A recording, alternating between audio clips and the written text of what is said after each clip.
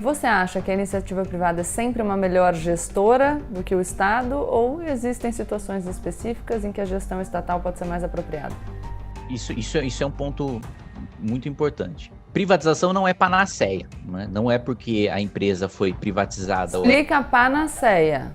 Panaceia é uma espécie de cura para todos os males, né? É um milagre, né?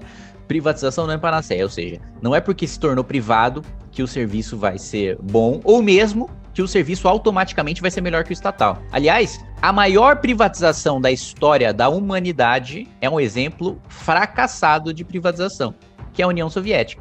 A União Soviética, quando cai, né, quando o regime é derrotado, né, você tem um processo de privatização, né, aquelas empresas estatais que antes eram do regime soviético passam a ter donos privados, mas esses donos privados eram os burocratas da nomenclatura, da elite da burocracia da União Soviética.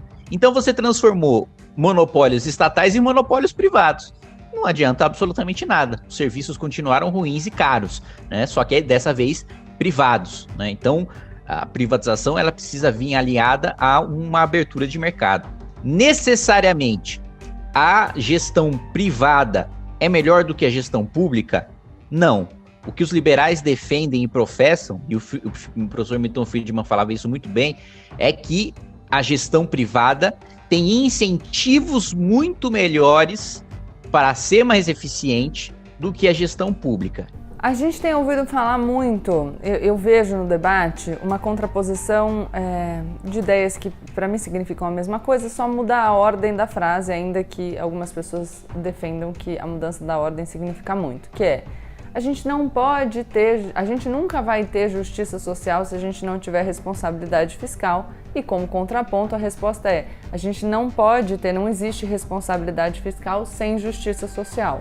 Eu quero a sua visão sobre isso e quero que você avalie a situação, como é que a gente consegue fazer esse equilíbrio entre justiça social e responsabilidade fiscal, considerando aí que as contas públicas estão estranguladas e você já falou um pouco sobre. As contas públicas estão estranguladas não por políticas sociais, não porque o Estado está gastando muito para atender o mais pobre, não porque o Estado está gastando muito para criar um piso de oportunidades para o mais pobre.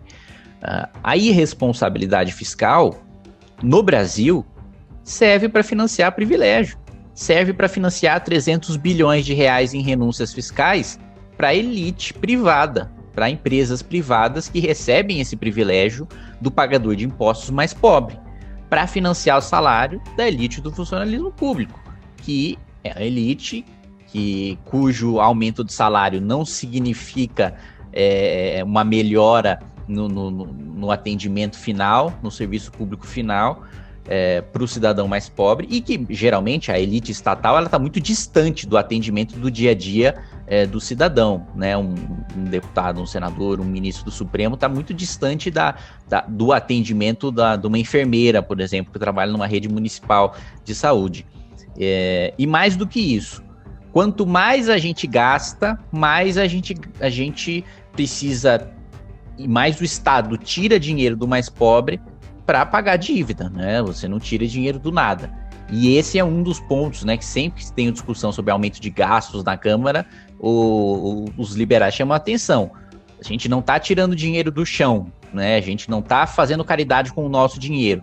A gente está endividando as futuras gerações, e para endividar as futuras gerações a gente precisa ter uma justificativa muito boa, porque esse dinheiro sai, né? O pagamento da dívida brasileira sai principalmente do bolso do mais pobre.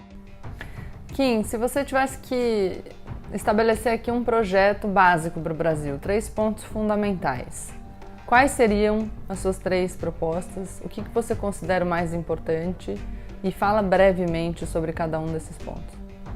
Eu acho que um programa de renda básica universal, né, um piso de oportunidades para todas as pessoas, e extremamente robusto. Para mim, um sistema de renda básica universal poderia, inclusive, substituir não com renda básica, né? No Chile é com vouchers, mas no Chile e na Suécia, né, em vez de você ter educação pública, você tem educação privada, e o governo paga a educação privada para aqueles que não têm condição de pagar a própria educação.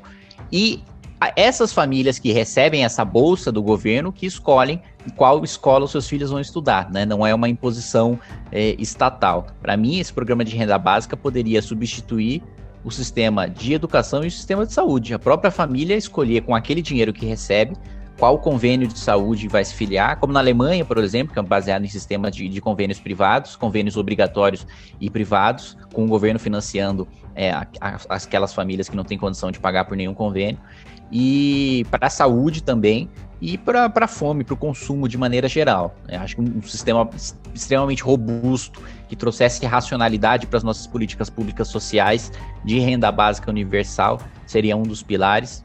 Outro pilar, do ponto de vista político, né, que eu acho que o Brasil já sofreu muito com crises políticas, ainda sofre com crises políticas e institucionais, parlamentarismo, né, e aí é uma discussão grande e uma discussão impopular, né, eu sei que a minha defesa é derrotada, que a maior parte da população é contra, mas é um sistema que traz mais estabilidade democrática, né, é muito difícil você ver, e é muito mais raro você ver, né, golpes em países historicamente parlamentaristas do que em países presidencialistas, justamente pela concentração de poder que o presidencialismo dá para o presidente da República. Solução mais simples de crises institucionais. Então, o chefe de governo, o primeiro-ministro, perdeu a maioria, dissolve o Congresso, chama novas eleições até alguém formar a maioria, né? Você tem uma pressão para que o parlamento componha a maioria, porque senão todo mundo perde o mandato. Aqui no Brasil, não, a gente tem o pior dos dois mundos, né? O presidente, ele precisa do Congresso Nacional para governar. Mas o Congresso Nacional não precisa compor com o presidente para manter o seu mandato. Se o Congresso Nacional e o presidente não se entendem, nem o presidente perde o mandato, nem os deputados perdem o mandato. Você pode simplesmente ficar 4 anos sem governo, com uma bateção de cabeça entre executivo e legislativo. O terceiro pilar, vamos pensar sobre uma atividade econômica, atividade produtiva. Acho que seria uma simplificação tributária ao máximo possível, né? O Brasil é um manicômio tributário, né? Você é o país em que você mais gasta tempo para saber o quanto você precisa pagar para o governo. É um negócio assustador, né? E é exatamente esse tipo de lobby que a gente vê aqui diariamente no Congresso Nacional. Muitas vezes, né, os setores atrasados ou burocráticos que têm um poder de lobby gigantesco em Brasília para manter uma burocracia inútil. Acho que muito disso é o reflexo do nosso sistema tributário.